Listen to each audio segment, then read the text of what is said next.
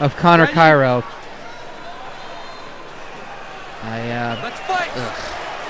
The little tuft of hair popping out. Yeah, popping out the front, wearing his City Sports T-shirt, and they go to the clinch immediately. I don't know. I think the clinch might be advantageous to McGuirk at this point.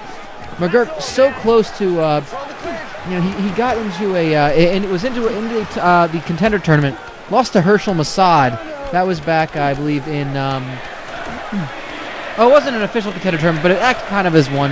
Back at HCL 38, that's the last time we saw him. So this is, he kind of went, did some soul searching, drove his van around. Trying to make some of them John Benjamins, Yes. Making that paper. And a lot of the fans behind us noting that they just reenacted the ending scene of Rocky 3. They went for the same punch at the same time. That is cute. It is very nice. I think we'll have to make sure we get a good photo of that. Well, nothing quite encapsulates Rocky and the ending of Rocky 3 like a frat bro who plays lacrosse and a dude who lives out of his van and drives around and fights in van circles. That's good. Basically it. Yeah, if that's not the summation of a Rocky movie, then I don't know what is. Owen. Interesting little discus punch that Cairo was going for, and McGuirk made him pay by throwing a jab. And you see that jab cut him open. Connor Cairo bleeding his own blood underneath the right eye. And he's the frat bro, the Delta Tau Alpha male, as he's calling himself. That is the Greek letters on the back there. But McGuirk is having his way, taking him to the ground, keeping him close range. It's ironic that McGuirk is the one having his way with something and not Cairo. I think that might be causing a bit of problem for Cairo. He's not used to being on the receiving end, I suppose. But I guess McGuirk, you can't really, when your opponent's on the other side of the cage, you can't really put anything in his drink when he goes back to the corner. So I guess that's part of it. But nonetheless, good knees from the clinch. McGuirk reddening the nose of Cairo. I don't know if that's there's any blood pouring from it, but this first round has been all Ben McGuirk. And we go to a second round. And materializing there was Maxwell Ponderosa, our referee. That was weird. Maybe Michael the Amazing's a little better at his illusions than we give him credit for.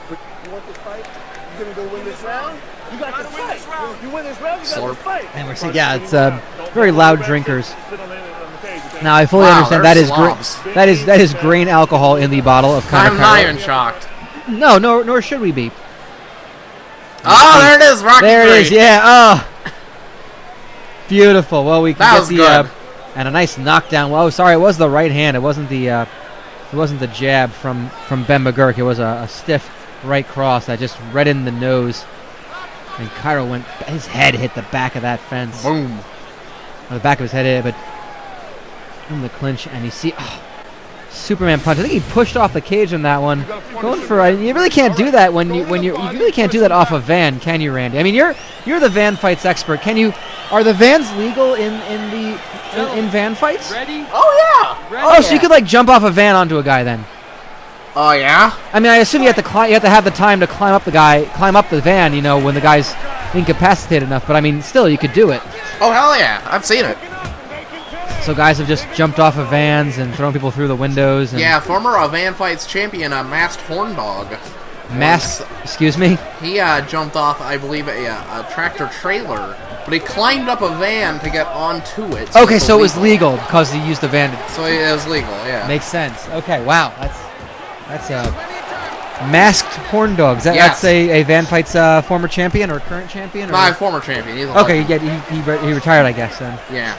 That's fair. Well, McGuirk, nice to see that the van fights techniques are still applying here in the octagon-like structure of the Human Cockfighting League. And there's big knee. And Cairo senses the danger, takes McGuirk down.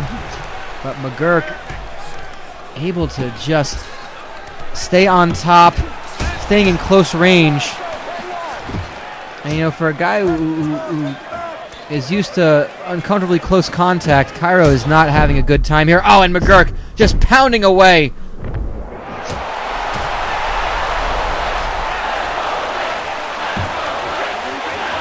A lot of blood here, too. It's been a bloody, bloody night. It certainly is. It's an amazing... Silent Night, Bloody Night, I believe. Probably would have been a better suggestion for a title than Taught by Fish. I have no idea what that's a reference of. I don't know. No one seems to remember. Fish are very Christmassy in Hawaii, I think it was named Taught by Fish many, many months ago, and we all forgot why. That's what happens. It's what happens sometimes when you name things way ahead of time and Forget. something esoteric like that, but nonetheless, what a man. Oh, and McGuirk just pounding away. Cairo being treated like the co-eds that he has taken advantage of. And I don't think his sweet lax stick is going to save him right now. You know, lacrosse is a sport played by the Native Americans, and it is. It's a Native American sport. It's where it got its origins, but if you ask anyone from New England who plays it, no, it's just a white person sport. Oh, and McGuirk is just beating on... Well, he caught the kick. And shit. if Cairo can get out of this round, that will be an amazing thing. Wow. He somehow survives.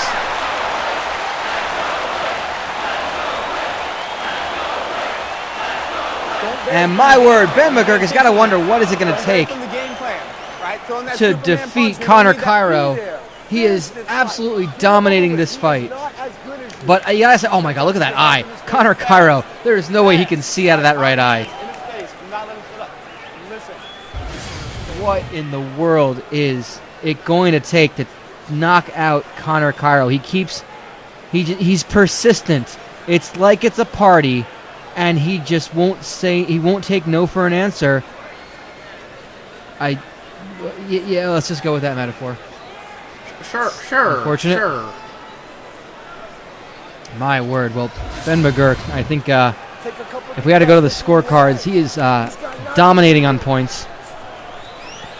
And then we see our lovely third lady. So we have who are the? Let's give a recap here. So they come to us from the Sluthouse Davidians. Ready? Yes, we got Rachel, Sherry, and that one is Sheila. Sheila, Rachel, Sherry, and Sheila. That's nice. That's some normal names. I'm sure there's no real terrible reason why they're Rachel, Sherry, and Sheila. No, not at all. No, it's seems nice enough. Yeah, Well, that's good. Well, thank you to the Sluthouse Davidian. Yeah. I can't see any reason that's a terrible thing to have in Waco, No, Texas. Not at all. It's not like Here they're at all the- married to the same guy or anything. No, here in the Mount Carmel Center. No, not at all. No reason anyone should Google any of those things and find out anything terrible about it. There's no reason to. And Connor Cairo, surprisingly, has the mount. He has come out of this. Well, I think he is just fueled by Everclear and the drive for an easy lay. I don't think he's going to get it from Ben McGuirk, but he is staying in the top. I mean, he's got to win this fight by knockout. He's not going to get it on points, I think, after the first two rounds, Randy. Yeah, I'm not really buying that either. But I got to think that, you know, it means we're going to hopefully see them really going for broke here. McGuirk is just maybe got to be a little frustrated, wants to finish this fight the way he's been dominating. Connor Cairo knows he needs to finish it. They're not going to take this last round easily. The lot goes silently into the night. They will not. And nice left hook by Cairo. He plays a reach advantage. Oh, nice left hook again. McGuirk is just landing everything. Oh, a head kick. Well, he's surprisingly flexible for a shorter, huskier guy, let's just say. And he's got Cairo up against the cage. This is bad news for Cairo. A couple uppercuts. Just leaking blood. And Oozing. McGuirk, and a couple more. Yes. Throws a knee in there as well. A knee. And Cairo just can't even get out of that clinch. He just finds a way to push off the cage. Oh, man, more dirty boxing from the clinch. McGuirk dominating from it. Cairo pushing up against it. And McGuirk, they're both going for broke. The uppercut followed by the Superman punch, both missing on each end. And we're down to the final. Well, it's going to be 45 seconds to go. If this thing goes to a decision, I mean, it's an amazing testament to the resilience of Connor Cairo. And Ben McGuirk. And hanging in there with the Van Fights champion. The Van Fights champion of Ben McGuirk. And it looks like with 15 seconds, somehow, it's going to a decision. I can't believe this, Randy. Unless. Nah, it is. Fuck. It is. I was hoping for a flash knockout there, but it didn't. At the last minute, that'd be wonderful, but I think really at this go my point, way. well, you know, a credit to Connor Cairo for staying conscious. I think knowing his activities, his extracurriculars, he's used to knowing how to stay conscious. Just putting it out on the table for you there. And Ben McGuirk, I think it's all but official that Ben McGuirk has won this one via popular choice. I think McGuirk got this. I think it's pretty safe to say. So we'll have to. McGuirk is more used to jumping off roofs, and Cairo's more used to giving the judges score it. It's roofs versus roofies, and there you see 20. We could have said that at the beginning. Yeah, it certainly is. Well, Randy, I'm glad you came up with that. I didn't think of it myself. And